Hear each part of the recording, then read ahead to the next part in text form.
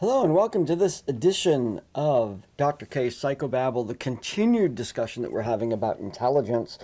And I'm going to take a little break here from simply talking about intelligence and talk a little bit about the field of psychometrics, which has a really lot to do with intelligence, but it really kind of puts a cap on our adventures in IQ and IQ testing.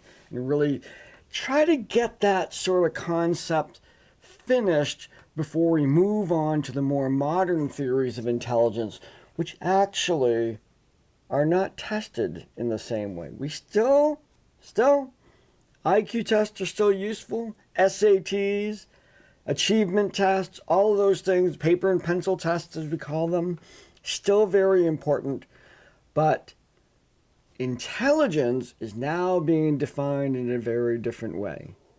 So let's take an exploration down into the subfield of psychology that we call psychometrics.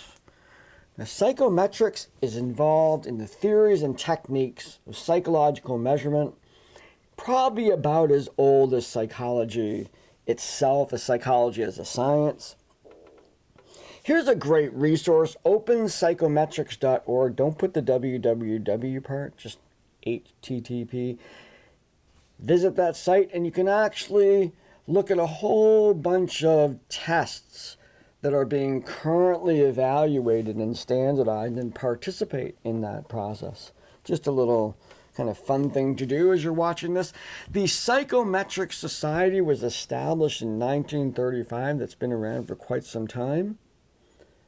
The idea is the models used in psychometrics simplify and study reality, and they're dependent on the mathematical analysis, statistical analysis. This is much more of a quantitative analysis of human behavior and reality than it is a qualitative analysis.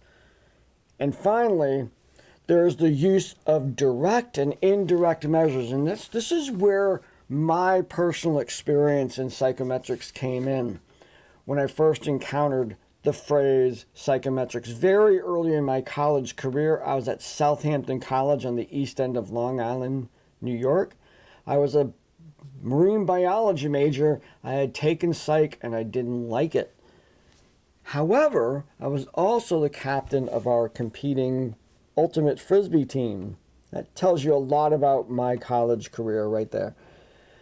Now, the advisor for that team was Dr. John Bridge, who I grew very close to, is a very good friend of mine in the period of time that I was there, and he wanted me to desperately get into psychology. He thought I was a good student of psychology. He saw something I certainly didn't.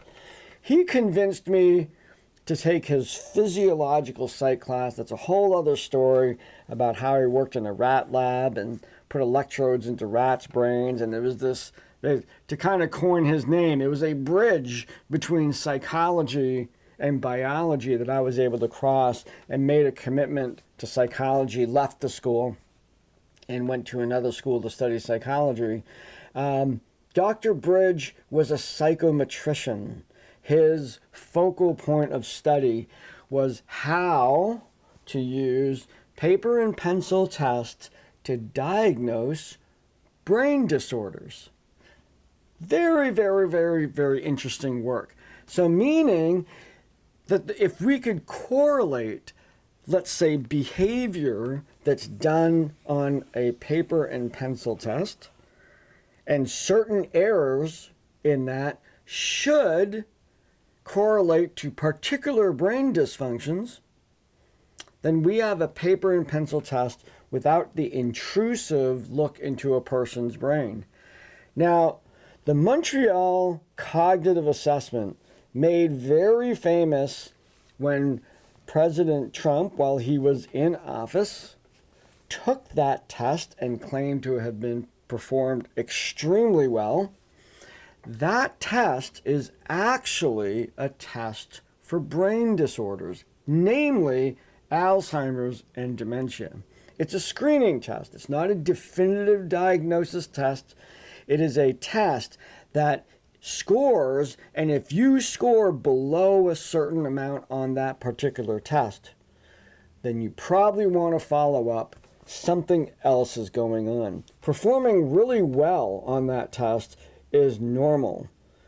It is only in the presence of dementia or other kinds of disorders of the brain that we would see the kind of errors that would count on that particular test. So it's not really an intelligence test. It's a cognitive ability test specifically made for detecting if someone has Alzheimer's. Of course, President Trump did well on it. He doesn't have Alzheimer's. He doesn't have dementia. There's no indication of that. And so performing really well on that test is actually, I'm afraid to say, is really not that big of a deal. Kind of a misinterpretation of what that test is all about. Now, I said earlier that psychometrics has some very early origins, and we're going to take a look at that right now, see where all this stuff came from. And primarily, we see the word psychometrics coming from the work of James McKeen Cattell. Now, James McKeen Cattell was a student of Wilhelm Wundt, the famous physiological psychologist who created the first physiological psych lab. And so they knew each other. James, however, was very, very interested in the work of none other than our old friend Francis Galton. And you remember him in terms of eugenics. This is Darwin's cousin. And Galton had a lab going on called the anthropometric lab, measuring all aspects of human beings. Now, we know what his deal was. He was trying to, superior races, eugenics, and all that stuff. So that's the kind of work that he was doing. But this dovetailed with the kind of work that James wanted to get into Cattell wanted to get into because he wanted to measure things that were not necessarily directly observable. And we're starting to see the world of psychometrics emerge. He published an essay in 1886 called Psychometric Investigations. That's what Cattell contributed, and he began his work. Now, I want to make a distinction here between the work of Cattell and the work of Wilhelm Wundt. And what we have is the difference between psychometrics versus psychophysics. If you take the history of psychology class or just do some reading on Wilhelm Wundt, you'll find that he was very interested in the physiological, psychological reactions to things. So how much heat did someone have to feel on their hand before they recognized it? How much before it became pain? How much, very, very kind of basic measurements of human physiology as it relates to the nervous system and to human behavior. Now we're going to contrast these here. We have Cattell's perspective on what he wanted to do and how it differed from Wundt, and certainly as Cattell made his way in the world, moving away from being a student of Wilhelm Wundt, we see this distinction being made. First of all, Wilhelm Wundt was looking for general laws governing the nervous system and how that relates to behavior. Cattell was interested in individual differences, and we can see that sort of origins in that work with Galton, looking at individual differences, how people relate to each other. Second, Wilhelm Wundt looking at stimulus and response, both very measurable and very observable. Cattell was looking at introducing this concept of latent variables. Now, what this refers to are characteristics of human behavior that are not directly observable. Intelligence, for example, cognitive abilities, mathematical abilities, and whatever, you can't observe those directly. What you have to do is have the individual engage in a behavior, and that behavior, their success or failure, will reflect the inner processes that are going on, and it serves as an indirect measure of, say, someone's mathematical ability. So this is different than, when someone pulls their hand away from a hot plate when it gets to a certain temperature. That's pretty observable. Whereas, when we're looking at things like cognition and processing ability, speed, memory, all of these things, we kind of have to indirectly measures those. And this is really where psychometrics is going. And if you remember about my professor friend, Dr. Bridge, he was measuring something indirectly. He wasn't the direct measurement of brain scans, psychosurgery, all of those things would produce you could directly look at brain damage or whatever, but he was looking at behavioral patterns that are correlates. They correlate with particular brain dysfunction. And his psychometrics at that point was very much advancing because it was what used to be nuclear magnetic resonance imaging, because our school had one, an NMRI was just beginning, decades from functional MRI, decades from the kind of PET scans and whatnot that we have today. And so the paper and pencil test that corresponded with particular brain dysfunction was very important. It's an indirect measure. In fact, we can say that most educational testing is indirect measures. You're given a math test, I'm not measuring your actual brain processing, I'm measuring the product of that brain processing. And it's important to make that distinction. It's the only way we can measure many things, so that's really not like we're comparing it to another method, but we have to recognize that they're indirect. And that's why when it comes to testing, there are other variables that may get in the way of somebody's testing that inhibit the test's reliability in actually measuring your ability. So let's say the test was in a different language. Obviously, the test is not going to be a good test for you if it's in a different language. If you're feeling very sick that day, or if you're very nervous and you're having performance anxiety associated with that test, those kinds of factors are important. I'm going to tell you, when you look at Wilhelm Wundt's work and you have the people's hand on the hot plate, let's say, and he's going to measure how much temperature before the person experiences pain, doesn't matter whether you're having a good day, bad day, anxiety, language issues, whatever, you can still measure it because you're measuring it directly. Very different. There's two fields of psychometrics here, looking at direct measurements, brain scans, looking at indirect measurements, testing of various kinds. So this comparison is extremely important as we look at how this applies to intelligence testing. And finally, we look at measures in Wundt's lab were done repeatedly. They just didn't go with one and called the temperature. This is where you experience pain. Person was repeatedly measured to determine what is the central place, or what is the average, let's say, of that individual's perception of pain. The methodologies that Cattell developed were designed to not affect the individual. So basically, these tests would not place the individual in any sort of circumstance that could otherwise interfere with their performance. At least that was the goal. And even to today, this methodology of testing in a quiet room, everybody gets the same test. There's no other stimulus. There's rules about the instructions. Everybody's getting the same deal when it comes to testing, because all we want are pure measures we can. And these methodologies sort of arose from Cattell's work. Now, in the field of psychometrics, and this is going to be some terminology here, we are introduced to two theories: classical test theory, or CTT, or item response theory, IRT. I'm going to go through this rather quickly because it's actually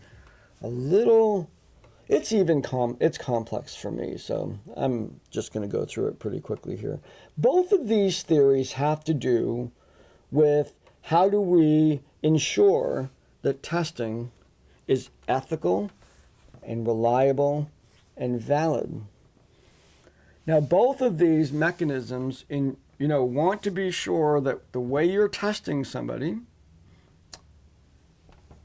is reliable, meaning every time I test you on this, I get the same results. Is valid, what it's testing is what I'm saying it's testing. That's always a big question. And then ethical. Ethical guidelines right from the beginning, that this has to be useful information, does no harm, all of these things. This actually was in place way before we had the ethical standards of the APA. They had ethical standards in terms of how you administer testing. So they were sort of on the forefront of that ethical sort of stuff that was going on in the field of psychology. Now we move on to construct validity. Is, does it measure what it intends to measure? This becomes the biggest one of the validities that are there. In validity, there's construct validity. There's there's a couple other validities there. Construct validity, and I'm gonna miss it in the middle of my video here, messing up. But construct validity is the idea, the construct, an idea, schema, notion, concept, that there's consistency between what you're actually measuring and this thing that you say it's measuring. So if you're measuring something like intelligence, is it really measuring that thing? And you know, as we've already talked about in previous videos, sometimes there's assumptions made about what we're testing. In fact, my introduction to intelligence testing was a definition, a kind of tongue-in-cheek definition. What is intelligence? Intelligence is the thing that intelligence tests measure, meaning each test adopts an operational definition of what it thinks intelligence is and creates a test to measure those things. Just like we consider the classic IQ test is Binet said, what do people need to know how to do in order to benefit from regular education versus expressing the need for special education? And he pinpointed items to measure those things. So his measurement of intelligence was very specific to his definition of intelligence. So as the definition moves, tests move, or in reality, each test has its own sort of set definition.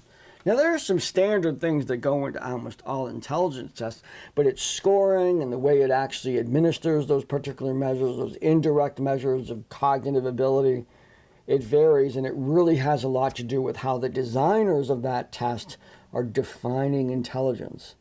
So it's a little wishy-washy.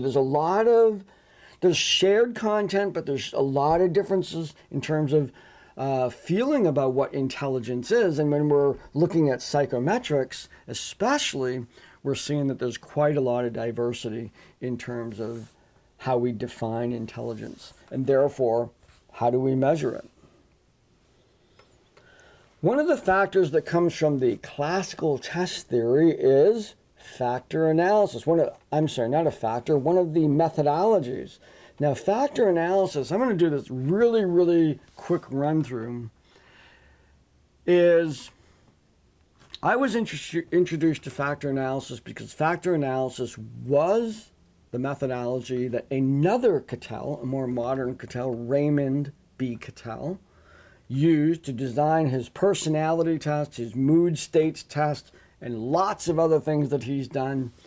And essentially, what he did for the personality test, he went to the English dictionary, pulled out all the words that are used to describe people, and then he had thousands upon thousands upon thousands of people rate themselves and rate other people on all of these traits. I mean, literally hundreds and hundreds of words. And then he performed a very complex, what we would call a factor analysis, but it's really a very, very large number of complex correlations that said, well, what words group together when, let's say that there's a whole set of words that they tend to go up and down together, those words. So maybe those words are collectively describing a trait factor. Together, it's a particular meaning to all those. So if you look happy, cheerful, content, each one of those words tends to go up and down together. Therefore, happy, cheerful, and content might be a shared factor. And he did this and defined 16 personality factors from all the hundreds, maybe thousands of words used in the English language. He whittled them down to they all grouped together and moved together in 16 different categories. And so that's how he came to define his particular personality theory. That'd be another whole set of videos looking at personality versus intelligence. So intelligence, the same thing, factor analysis, looking at all these different tests. What do they whittle down to? And I'm going to give you that list and a little, that kind of list of factors that we have. Now, another aspect of CTT theory has to do with goodness of fit. Now, what this is a process of both quantitative and qualitative analysis by experts in the field that say, do the results actually correlate with existing measures that we have and or correlate with direct observations? So in fact, when we think about people who have high intelligence, we would expect a certain kind of result in their life course.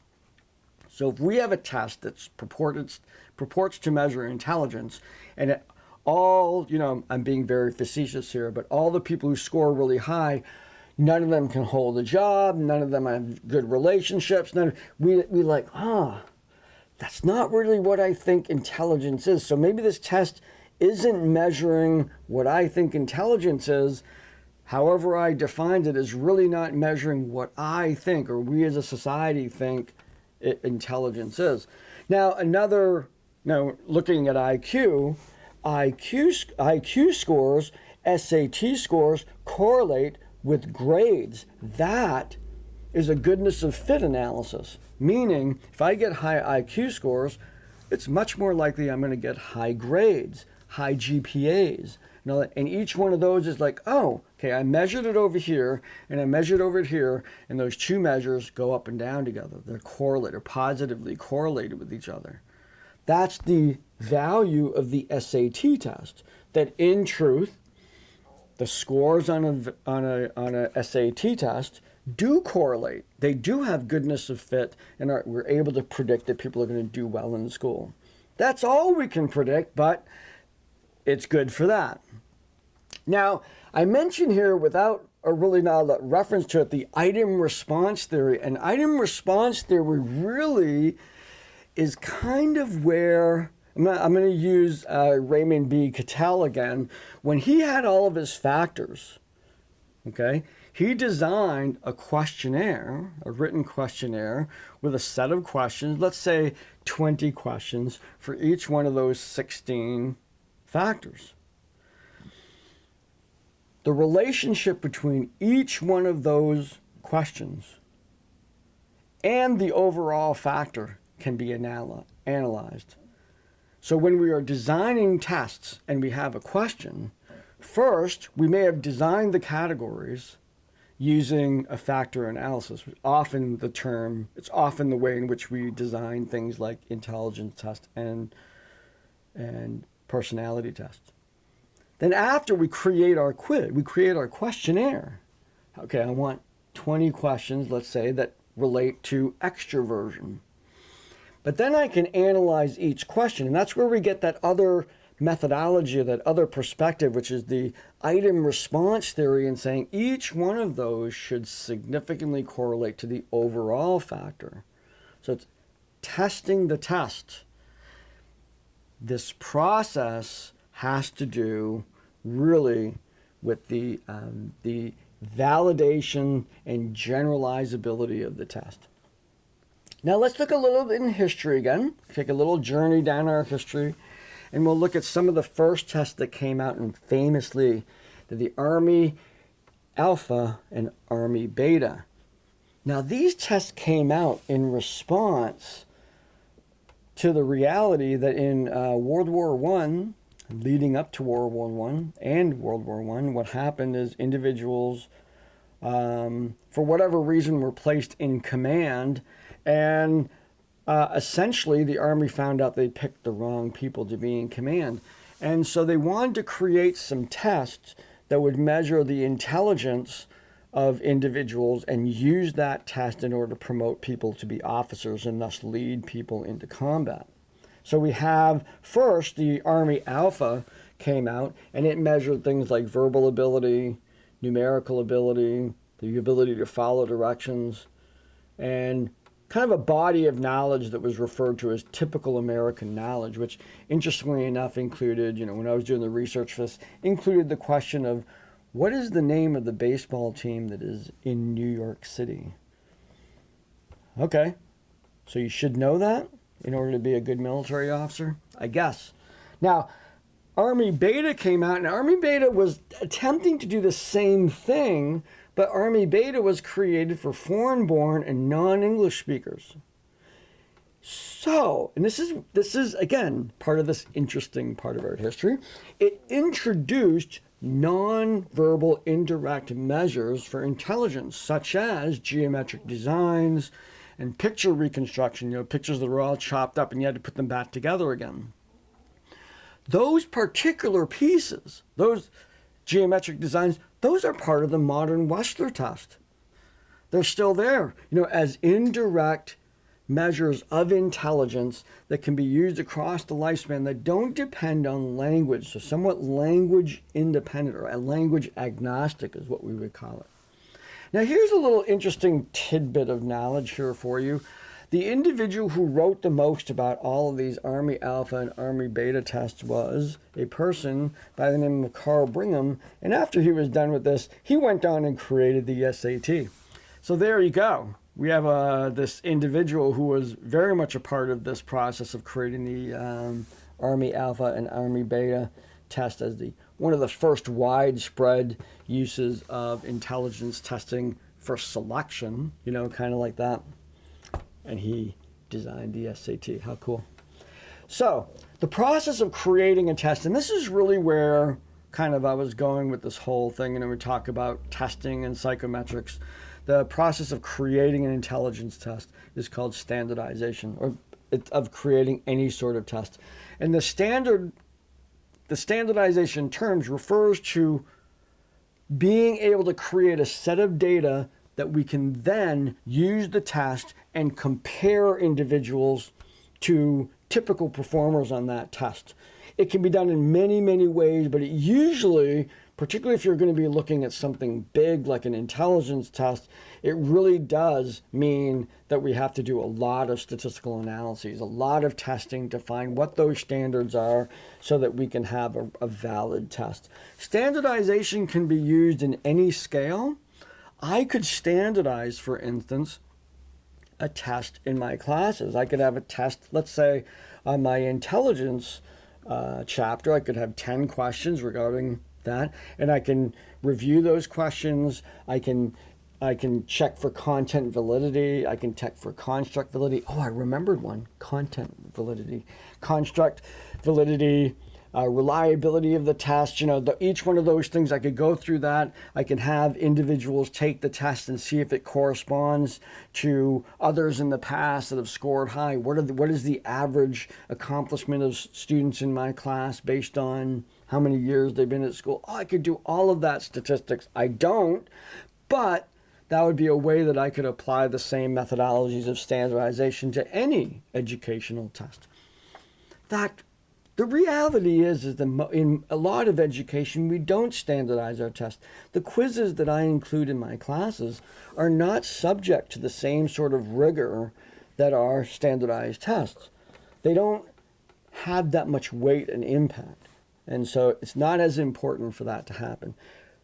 Conscientious instructors will make sure that, say, if they're asking a particular question and most of the people are getting it wrong, we might want to look at that question. And that either I'm not teaching it well, or it's poorly worded, or the material's not being covered enough, or it's vague, and it's interfere. There's other factors aside from the pure indirect measure of a person's knowledge that are getting in the way of individuals' performance. Back to generalization. So, standardization here, I'm going to give you a list in the process of looking at this. Let's say we're constructing an intelligence test. These are shared factors. If you look at that factor analysis component, let's say we just looked at all the intelligence tests out there and we looked for similarities between them. We would generally, in modern intelligence testing, find these kinds of characteristics being measured. Memory, generalization ability from one situation to another, comprehension, verbal comprehension, sequencing, things in the right order, a story or a sentence or numbers, abstract reasoning, being able to manipulate things in our mind abstractly, discrimination, making the differences between two stimuli, motor behavior, being able to move in particular ways around, to be able, let's say, to draw things, because we're really stuck on the paper and pencil test here. General knowledge, that would refer to the name of the team of the baseball, name of the baseball team in New York. Analogic reasoning, this is analogies, being able to see the symbolic relationship between words.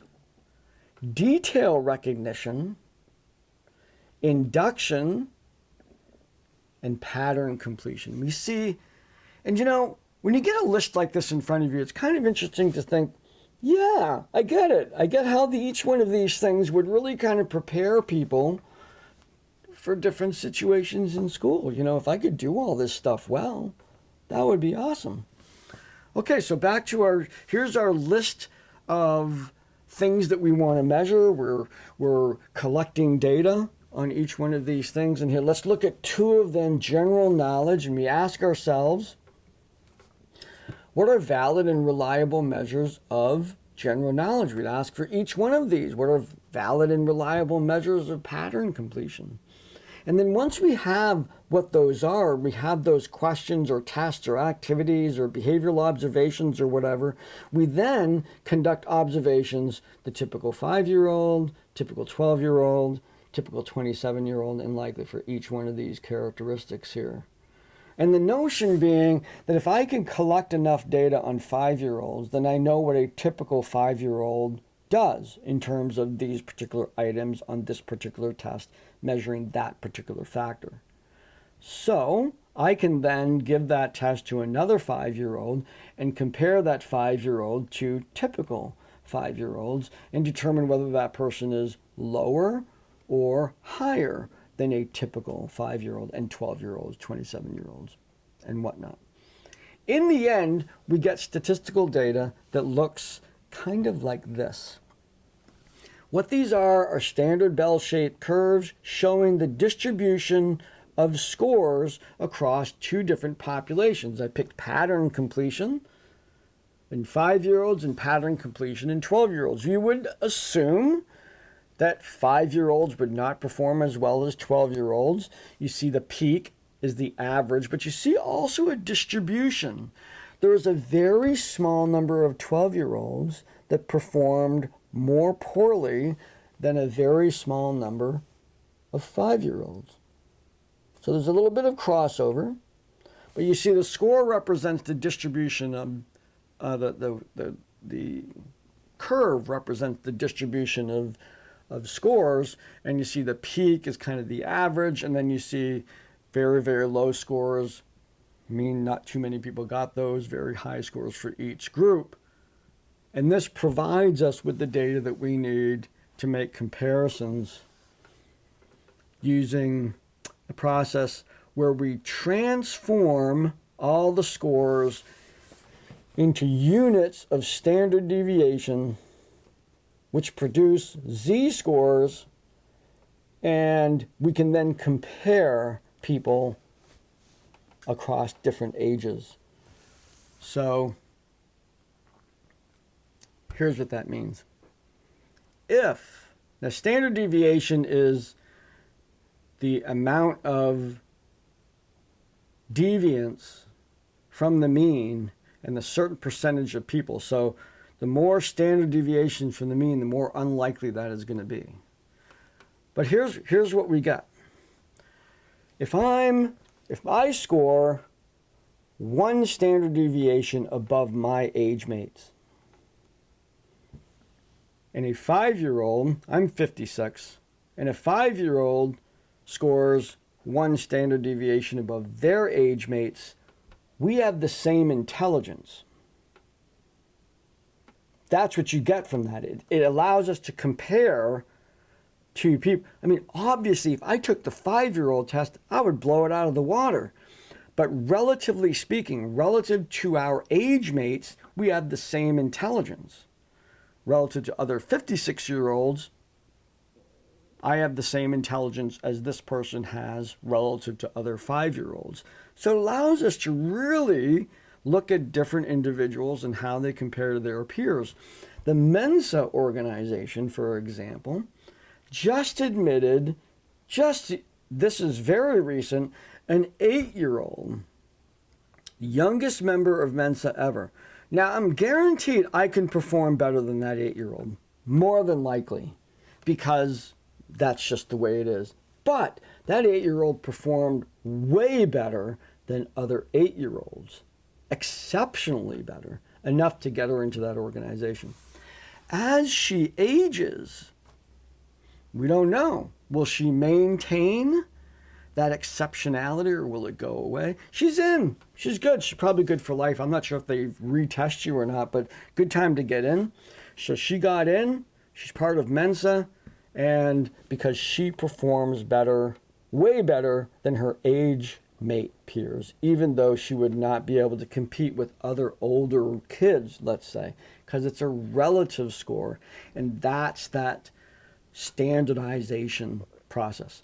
So in the end, what we're left with, and I want to put a cap on this whole IQ thing, we have tests that have been developed through rigorous research on ways to measure cognitive abilities indirectly using paper and pencil tests, or putting blocks together, or putting pictures together, or sequencing things, performance that we can measure in the here and now that correlate to other measures of intelligence, such as success in life, income, happiness, whatever, those kinds of things. We have those other correlations for validity. But we have these tests that have been done. They've been standardized for all kinds of different ages, so we can compare people to their age mates, and we can actually compare people to other individuals that are older, so we can actually look at them through the same sort of lens. And we can say, like in my example of the 5-year-old versus myself, having the same IQ, even though the knowledge base from which we're coming from is vastly different. And this brings us to kind of a conclusion about the use of paper and pencil tests, or again, I'm using that term because that's what we call them. You can sit down at a desk and measure these and time them, and do all these. There's all kinds of different tests. If you look up the Wechsler test, or you look up the modern Stanford Binet, you can see the materials are more than just paper and pencil. Those kinds of tests, measuring the kind of straight ahead cognitive abilities that I had in all of those little circles in my graphics, we're now that we put a cap on that, and we understand how rigorous that process is. Creating an intelligence test is an undertaking to make it valid, to make it reliable, and make it generalizable, let alone to different populations, different ages, other factors, socioeconomic status, different countries, all of this, different languages, all of this stuff. And in fact, the translation to different languages, per se, is one of the biggest barriers of validity in intelligence testing. If they're developed here in the United States, in order to translate that to be used in Japan, we not only have to translate the language, but we have to revalidate those particular questions. Yeah, and then we're actually measuring how we define intelligence here in this culture versus there. It gets ridiculous. More and more, I emphasize in this video series about the limits of generalizability, the limits of IQ. What does it tell us? It tells us very little. And two very, very famous researchers that I'm going to be talking about next took that on and created two models of multiple intelligence, where intelligence isn't just one thing. Intelligence as we know it, IQ, still exists, but it's only one of many factors. And we'll be looking at that in the next video series. So until then, have a great week, and I will see you next time.